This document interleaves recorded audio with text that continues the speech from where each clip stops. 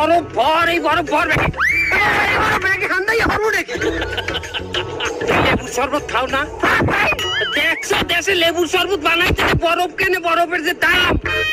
খাই তো ওরা দাম না দিতে পারছে বেটা ওরা লাশের বরফ আনিয়ে আর পরে শরবতের মধ্যে মিশে এই বরফ নিয়ে লাশের গায়ে দিবু লাশে দিবি এই বরফ লেবুর শরবতে দিব আমরা এনে দেখি লেবু আলাদা তারে বেশ বরফ অল্প দামে